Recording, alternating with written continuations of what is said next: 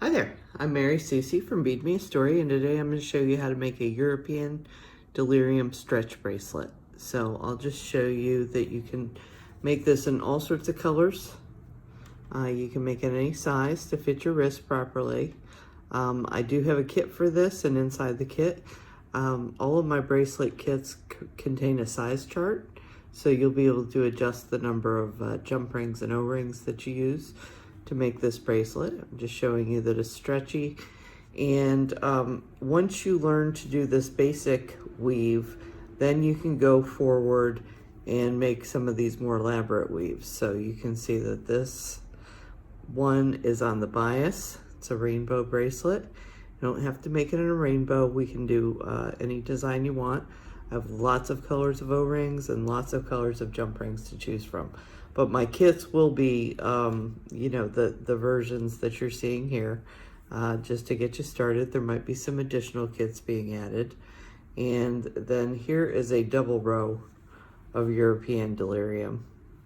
And this is also a stretch bracelet. This is more of a cuff, and it's a little bit wider. So this is a different kit than the one I'll be showing you here today. So this free video will get you started and just give you an idea if this is something that you want to give a try to. Okay, so without further ado, let's go ahead. Okay, so to make a stretchy European Delirium, we're going to start with 1 jump ring and 3 O-rings. Okay, so I'll just pick up those rubber O-rings or any kind of closed ring. The appropriate size will work as well. Okay, and close the jump ring. Okay, now I'm going to lay it down like this. Now this is where this weave is very similar to a European 4-in-1. We're just kind of doing each row on a diagonal, and instead of, it's really actually more like a European 3-in-1. So we have 3 rubber O-rings, and then when we add the next row, we'll be passing through 2 and adding 1. Okay, so I just want to show you here that the way that this jump ring is sitting is really important. So see how the top of the circle is outside of the work or above the work, and the bottom of the circle is underneath the work. Okay, so this can be really important as you move forward. Or if you're holding it in your left hand, okay, and you see how I'm holding it so that all the work is laid out flat, so I can get to any of these rings that I need to get in and out of. You can see that if I'm holding it this way and I'm looking left to right, that this is a backward C. Okay, so not a frontward C, but a backward C. Okay, so red. Now I'm going to go down into the single. Oh, actually, I want to show you one more thing. I'm going to end up going down into the single and coming back up out of the second O-ring in this top row. But whenever I'm adding to the right-hand side, I can actually pick up my O-ring first, and it's just easier. It's probably opposite if you're doing it left-handed, that you'd probably pick up the left-handed one first. Okay, so I'm going to pass down into this O-ring on the right and up out of the O-ring on the left. Okay, so I only added this one. I'm not going to add any more. And we're going to close this jump ring. Okay, now I'm going to let it flatten back out again so I can see everything. Now I'm going to go down into the one on the right, up out of the one on the left, and now I'm going to add my rubber O-ring to the left-hand side this time. Okay, so this is very much like a European 4-in-1. It's just that we're only adding 1 ring each time. So that makes it more like a European 3-in-1, the way that we're doing it. Okay, and we're adding on opposite sides each time. Okay, so now I'm going to add my green. Okay, and I'm going to go down into the right, up out of the left.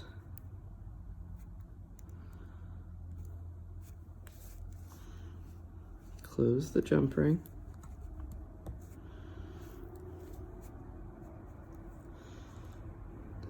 blue, down into the right, up out of the left, and add my jump ring to the left.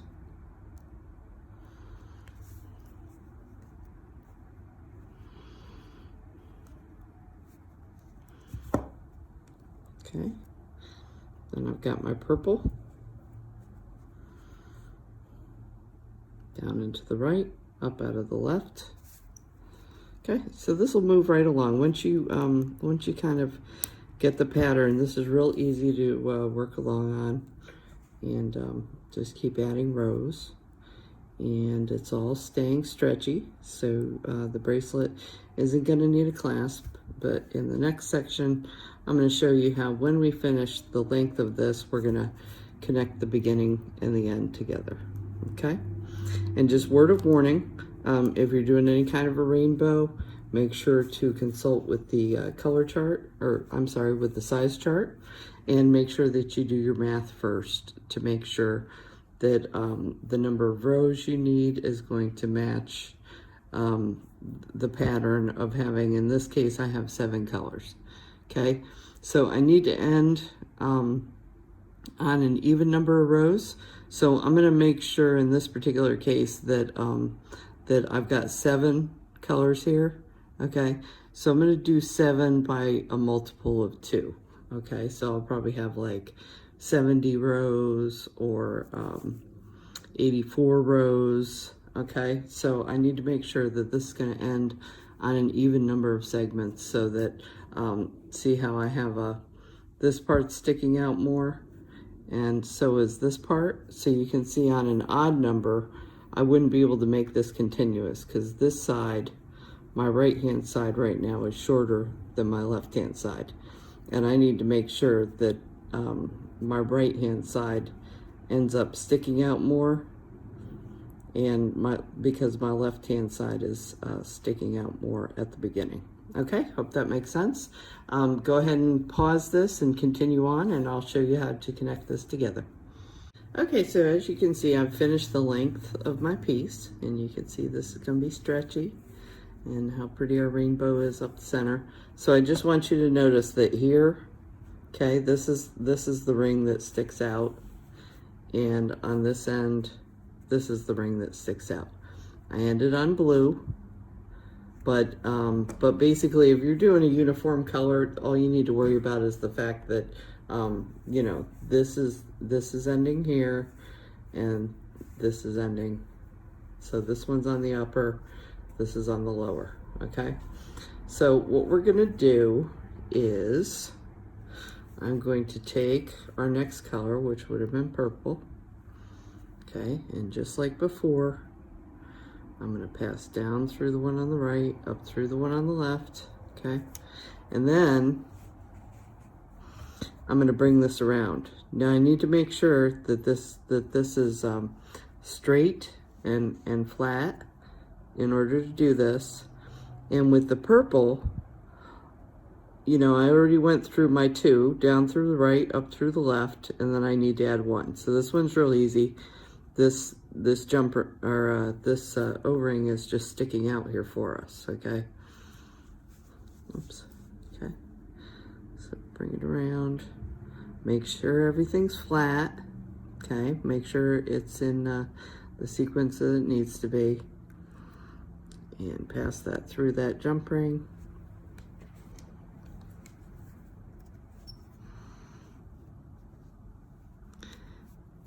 And then we'll close it.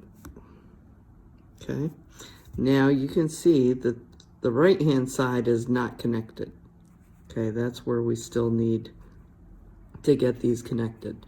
So basically we'll be going through this one here and this one here, and over here we need to pass through between the purple and the red. Okay, so that's the best way to make note of where you're going into. Is this is the last jump ring we put on, and this was the first jump ring at the start of our piece.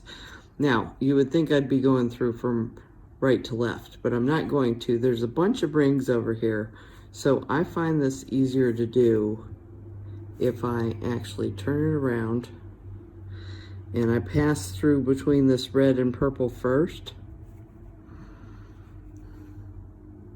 If you find this easier another way, you can certainly do that, but okay.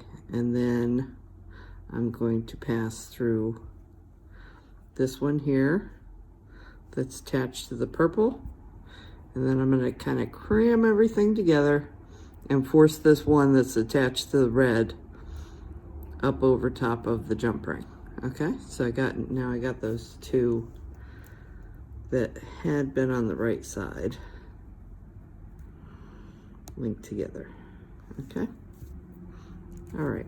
And since we've been kind of smooshing some things, you know, this just takes a couple little flattening out, smoothing out. Okay. And now you can see that you don't know where the pattern started or where the pattern ended. Okay. So it's a continuous circle. This is a nice stretchy bracelet. It's going to fit flat on the wrist, so people will enjoy wearing this because you don't even notice you have it on. The rubber O-rings are very soft and easy to wear. You have the pretty rainbow in the center. And then again, my rubber O-rings come in probably over 30 colors, and there's probably 20 or 30 colors of jump rings. So, you know, make your own color choices. You can do a rainbow, but there's a lot of other things that you can do to make this beautiful European Delirium. Okay, so I hope you enjoyed this project. Thanks so much for joining me. You can find this and other products at projects and supplies at beadmeastory.com.